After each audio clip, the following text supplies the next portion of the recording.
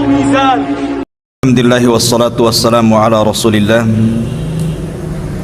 wa ala alihi wa sahbihi wa mawalah wa la hawla wa la quwata illa billahi wa ba'du. Kita lanjutkan kajian kita, masih membahas qasasul anbiya, kisah-kisah para nabi secara ringkas yang Allah subhanahu wa ta'ala cantumkan di dalam Al-Quranul Karim. Kalau kemarin kita membahas kisah bapak manusia kedua setelah Adam alaihi salatu wassalam, Nabi Nuh. Nabi Nuh alaihi salatu wassalam dianggap bapak manusia kedua karena manusia seluruhnya, termasuk kita yang hadir di sini, adalah semuanya keturunan putra Nuh alaihi salatu wassalam. Dan ketika Allah subhanahu wa ta'ala selamatkan Nabi Nuh dan para pengikutnya yang ada dalam kapal tersebut, kemudian Allah subhanahu wa ta'ala berikan nikmat yang luar biasa kepada anak turunannya, di mana Allah subhanahu wa ta'ala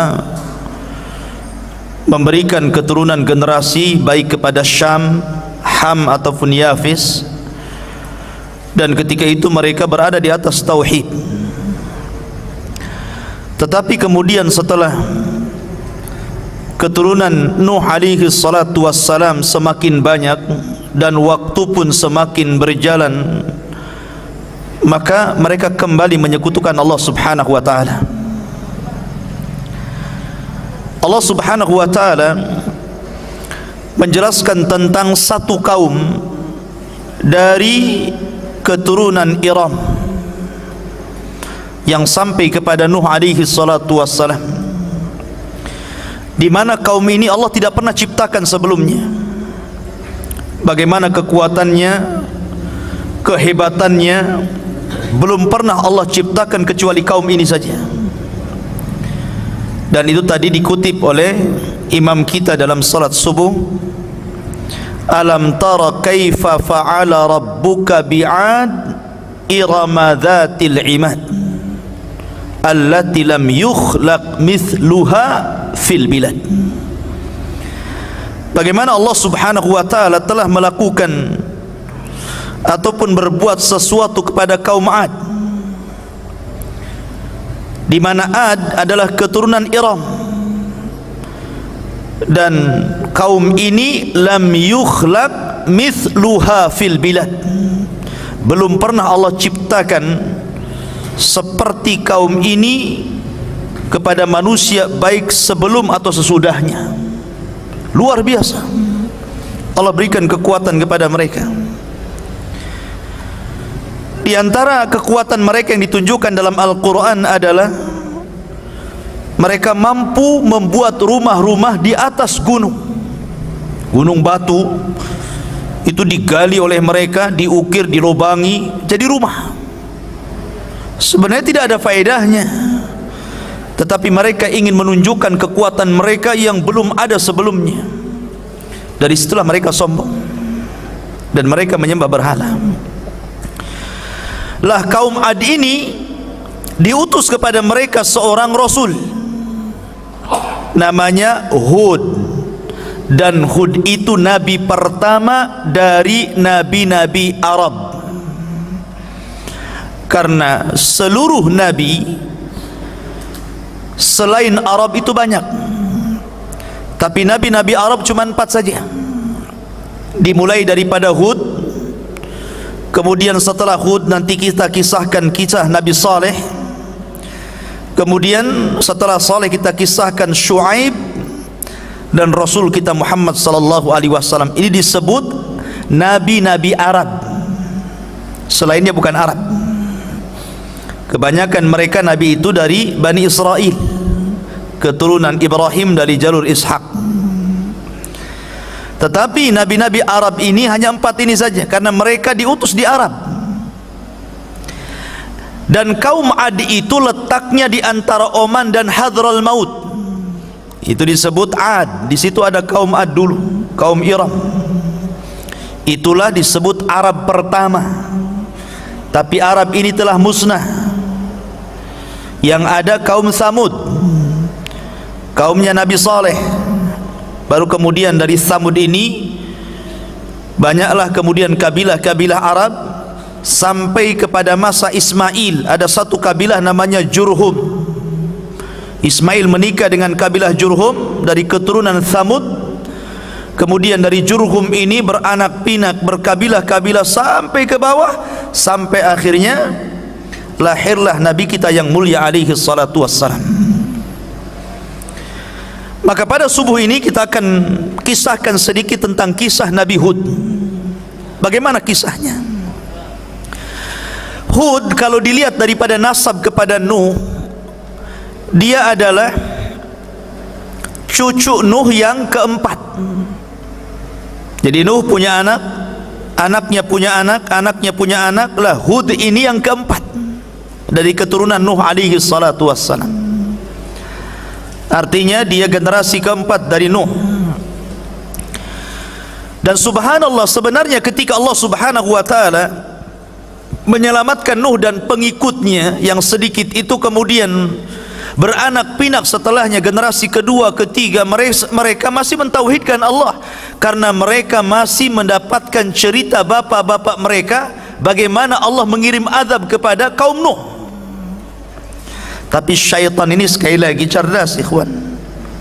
Dia menggoda Bani Adam itu khutuat, selangkah demi selangkah. Akhirnya kemudian ketika generasi berlalu sampai 3 generasi, mulailah syaitan kembali menguasai kaumnya Nuh. Setelahnya kaumnya, anak-anaknya Nuh alaihi salatu wassalam, sampai kepada kaum yang disebut dengan Ad. Disinilah kemudian mereka kembali menyembah berhala, menyembah patung, tidak lagi menyembah Allah subhanahu wa ta'ala. Maka dari sini Allah subhanahu wa ta'ala menjelaskan di dalam Al-Quranul Karim, seperti disebutkan dalam surah Asy-Syu'ara ayat yang ke-123 dan 127. Dari 123 sampai 127 Allah subhanahu wa ta'ala berfirman, kadzabat adun al-mursalin, telah mendustakan kaum Ad terhadap para rasul. Coba perhatikan nas Al-Quran di sini.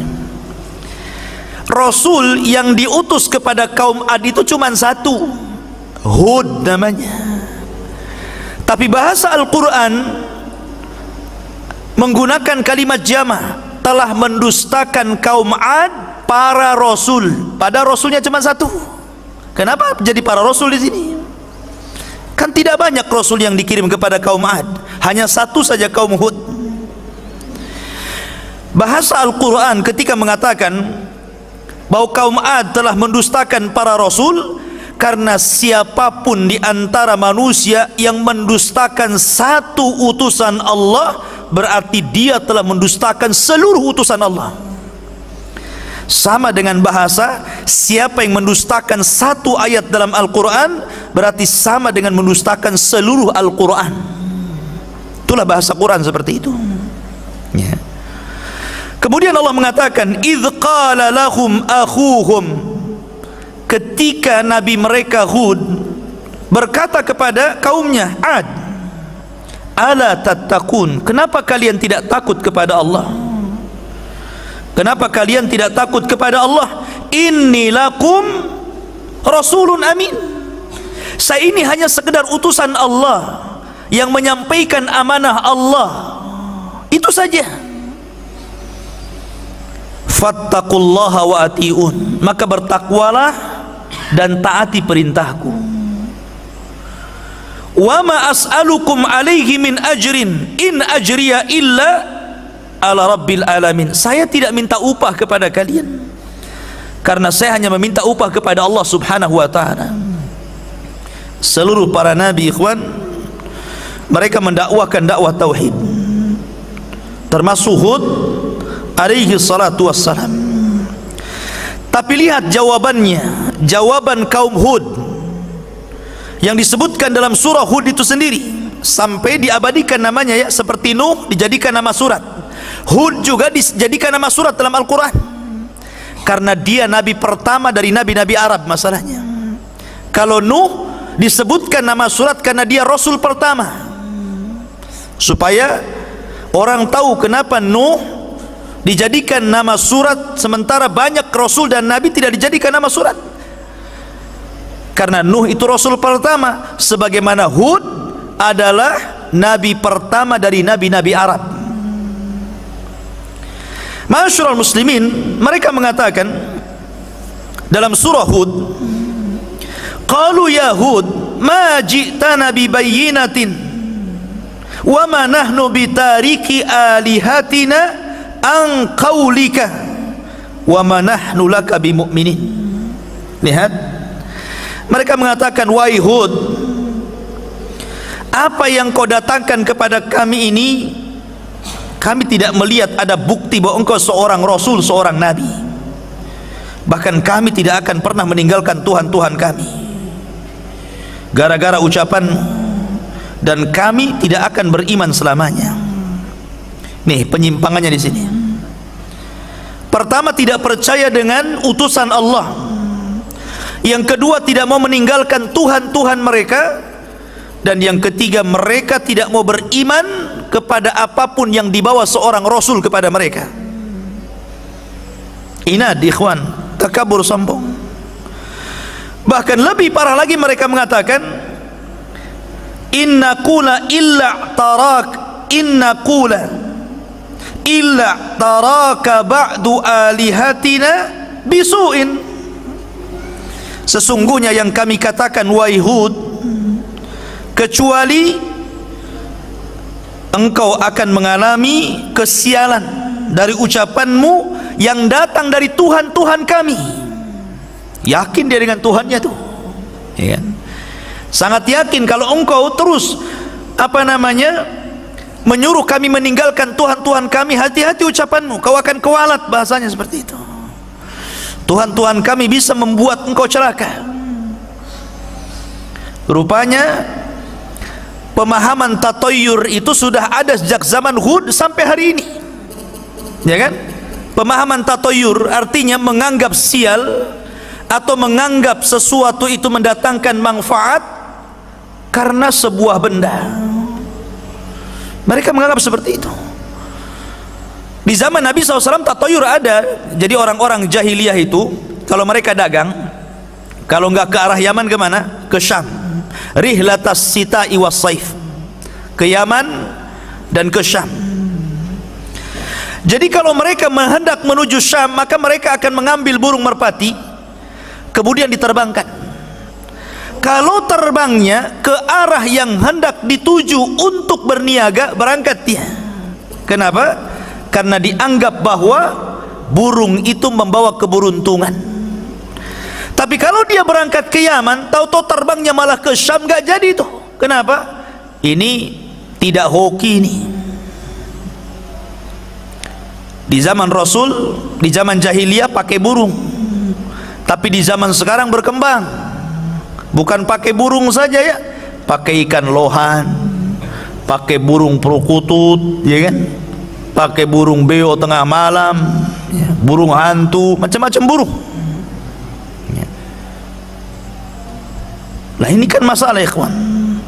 Bukan hanya burung, bukan hanya ikannya, sampai ke angka ada yang sial. Ya. Angka berapa tuh? Angka 13. Ya. Angka sial katanya. Ya. Coba bayangkan angka disial-sialkan. Angka kan nggak salah, ikhwan. Dan kalau tidak ada 13-nya kan nggak lengkap angka itu. Gimana pula kan gitu? Lah ikhwah fillah muliakan Allah Subhanahu wa taala, dari sini berkembang tatoyur itu, memang berkembang seperti itu sampai hari ini. Ada yang tatoyur dengan suara, ada yang tatoyur dengan mimpi, ada yang tatoyur dengan yang didengar, ada yang tatoyur dengan benda, kan begitu sekarang ini. Tatoyur banyak. Sampai ada orang zaman dulu tuh ya, kalau tangan kiri kesemutan, mau dapat apa tuh katanya? Mau dapat duit ya. Kalau tangan kanan yang kesemutan dikejar debt collector katanya. Jadi sampai seperti itu ya, subhanallah. Dulu tidak boleh anak gadis katanya kalau makan di depan pintu nanti nggak laku gitu kan. Macam-macam totoyur. Ada orang melahirkan kemudian ari-arinya harus dikubur, kemudian dikasih lampu, kemudian dikasih payung takut kehujanan. Kalau asal buang itu katanya akan gentayangan, ganggu adeknya. Coba adeknya pula deh, hari-hari disebut adeknya kan, di mana akalnya ya kan?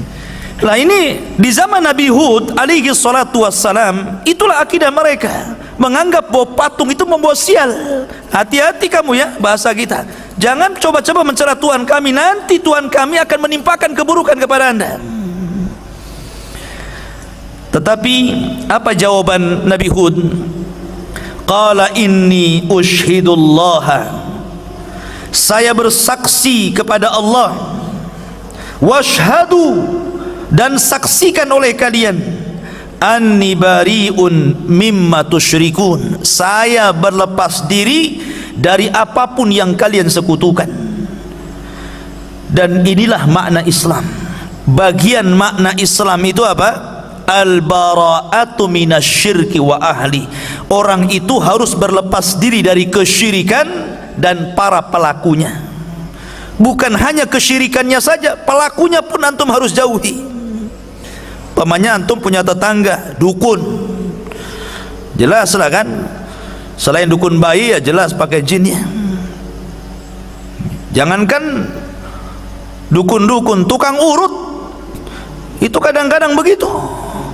Sebelum ngurut apa yang dibaca ya kan, bentar Ustadz doa dulu katanya, tapi nggak mau dibunyiin doanya ya.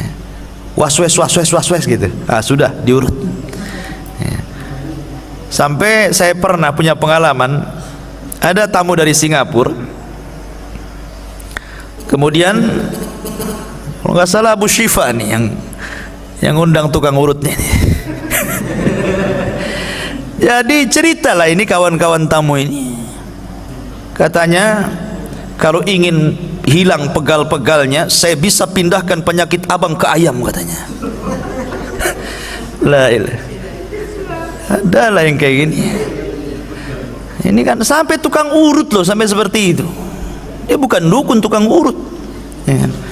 Lah makanya di sini ikhwah fillah muliakan Allah Subhanahu wa taala, intinya bahwa Nabi Hud alaihi salatu wassalam mengajarkan kepada kita makna Islam. Bagian makna Islam adalah berlepas diri dari kesyirikan dan para pelakunya, antum harus tinggalkan. Dari sini ikhwah fillah muliakan Allah Subhanahu wa taala, bahwa dakwah tauhid itu adalah dakwah yang utama dan pertama, karena itulah misi para nabi dan rasul. Walaqad ba'atsna fi kulli ummatin rasulan an i'budullaha wajtanibut taghut. Tapi apa yang terjadi dengan kaum Ad ini? Kaum Ad itu terus menentang. Akhirnya waktu apa yang Hud alaihi salatu wassalam katakan kepada mereka, bahwa kalau mereka tidak beriman maka tunggu adab Allah akan sampai kepada kalian. Tapi mereka tidak percaya. Dari situlah kemudian Allah Subhanahu wa taala memukodimahi, memulai adabnya dengan apa? Dengan cara paceklik 3 tahun. Sementara kaum Ad itu penghasilan mereka dari pertanian. Coba bayangkan kalau seandainya orang di pinggir laut nelayan gitu kan nggak mungkin ada cerita laut surut. Ada laut surut sampai ke tanah? Nggak ada kan itu. Artinya kalau yang di pinggir laut itu paling mungkin musibahnya ombak atau yang lain gitu kan. Lah kalau petani, air. Kalau petani itu ya. Makanya ikhwah fillah muliakan Allah azza wa jalla, ketika kemudian sebuah pertanian tidak dialiri air, pasti masalah. Apalagi 3 tahun. Bayangkan saya, kita nggak hujan 3 bulan saja susah. 3 tahun nggak hujan, ya kering kelontang lah. Akhirnya sudah mulai kelaparan, binatang pada mati, mereka sendiri sudah sebagian mereka mati gitu. Maka mereka, sementara Hud ini sudah meninggalkan kaum Ad karena tidak mau lagi berdakwah kepada mereka. Safar Hud ini kemana? Ke Mekah. Ya, karena dia di Hadraul Maut. Ad itu antara Hadraul Maut dan Oman. Dan sekarang satu-satunya jalur yang paling aman di Yaman itu lewat Oman, karena Son'a sudah dikuasai orang-orang Houthi, orang-orang Syiah. Jadi kalau orang ke Yaman lewat jalur Oman. Makanya orang-orang Hadraul Maut dekat ke Oman. Nah, disitulah kaum Ad. Lah Hud sudah pergi tuh, ketika azab Allah mau datang, Hud pergi membawa kaumnya yang beriman kemana? Ke Mekah, dan tinggal di Mekah. Lah setelah 3 tahun paceklik, mereka akhirnya kelaparan. Maka 7 orang yang dianggap paling baik dari kaumnya ini berusaha untuk datang ke Mekah, karena di Mekah itu bagi mereka ada berhala-berhala yang sangat mulia, lebih mulia dibandingkan berhala yang mereka sembah di Yaman. Ya, kan? Jadi ada kelasnya juga berhala itu. Ada kelas 1, kelas 2 gitu kan. Perangkat mereka sampai di Mekah, kemudian mereka meminta kepada patung-patung yang ada di sana supaya dihilangkan. Ini sudah dimatikan masih juga ya. Suara apa ini?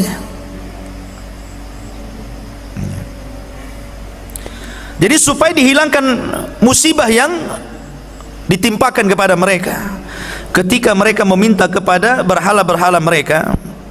Disinilah ada suara dari langit, seolah-olah suara itu mengijabah doa mereka.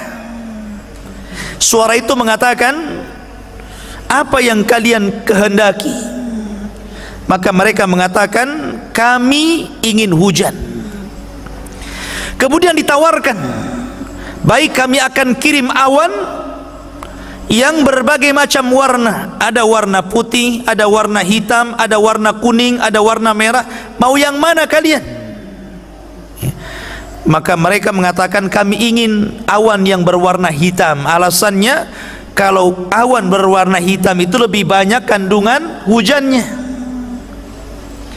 Dari sini menunjukkan apa? Allah itu memberikan istidraj dulu, keinginannya dipenuhi dulu. Makanya orang kafir itu, kalau ada orang mengatakan enak kali orang kafir itu hidupnya senang, nggak pernah ditimpa musibah gitu kan. Kita ini sudah beriman, musibah banyak. Ya. Salahnya di mana ini? Padahal Allah mengatakan, wa kana haqqan alaina nasral mu'minin. Adalah kewajiban Allah menolong orang-orang yang beriman. Rasanya nggak ditolong-tolong saya ini, padahal sudah beriman. Innallaha yudhafi'u 'anil ladzina amanu. Allah akan menjaga orang-orang yang beriman. Bahkan Allah mengatakan, man 'amila amalan min dzakarin aw untha wa huwa mu'minun falanuhyiyannahu hayatan thayyibah wa lanajziyannahum bi ahsani ma kanu ya'malun. Siapa yang beramal saleh dari laki-laki dan perempuan sementara dia beriman, maka kami akan cukupkan kehidupannya di dunia dan kehidupannya di akhirat. Ustadz, kami ini sudah beriman, agama kami Islam, tapi nggak pernah dicukup-cukupkan tuh hidupnya. Orang kafir kok enak kali hidupnya. Antum harus paham istilah istidraj. Istidraj itu Allah sengaja membiarkan orang itu di atas kenikmatan sampai kepada waktunya Allah akan azab orang itu. Itu nama istidraj. Ya. Begitu juga dukun. Kalau jadi dukun meramal kok benar terus, itu istidraj artinya. Ya, karena tidak semua dukun juga benar ramalannya kan. Mungkin yang benar 1, yang 99 itu dusta. Nah, ini istidraj. Di sini ada pelajaran istidraj. Akhirnya kemudian dikirimnya, ya sudah kalian pergi ke Yaman, nanti awan ini akan kukirim kepada kalian. Oh, senang mereka, senang. Sampai di Yaman, di Ad, mereka kemudian memberitahu bahwa berhala-berhalanya akan mengabulkan permintaan mereka. Datanglah awan, jalan tuh, semua orang keluar. Coba bayangkan, semua orang keluar. Mereka tidak tahu bahwa awan hitam itu dikirim oleh Allah untuk mengadab mereka. Mereka sangka awan itu untuk membawa berkah, keluar semuanya. Tapi ada seorang wanita tua yang paham, ini gelagatnya beda, ini bukan hujan nampaknya. Akhirnya Allah subhanahu wa ta'ala betul-betul kirimkan azabnya. Rupanya awan itu membawa angin yang sangat dahsyat sekali, dan pekikan yang luar biasa. Sampai-sampai Allah mengatakan sorsor itu angin, di dalamnya ada pekikan yang bisa memutuskan gendang telinga manusia. Jadi dikirim angin yang sangat dingin sekali masuk ke dalam badan, kemudian telinganya hancur. Itu permulaan tuh. Kemudian setelah itu mereka diangkat oleh angin ke langit, nggak turun-turun. Sab'a layalin wa thamaniyata ayyam. Berapa hari di langit itu? Sab'a layal, 7 hari ngapung di langit. Dan 8 hari, 7 malam, 8 hari diputar-putar sama angin di langit itu. Coba bayangkan tuh, diangkat, tidak ada satu jiwa pun, anak-anak, orang tua, laki-laki, ngapung semua ke atas. Kemudian setelah 7 malam 8 hari, maka Allah subhanahu wa ta'ala kemudian timpakan ke bumi seperti tunggul-tunggul kurma dalam bahasa Quran, a'jazi nakhlin khawiyah, seperti tunggul kurma. Antum kalau pohon kelapa itu ya dijatuhkan dan jatuhnya lurus, nancap di bumi itu. Ini kepala di bawah, kaki di atas, kemudian dilesatkan dari langit dan nancap tuh kepalanya di situ, jadi paku.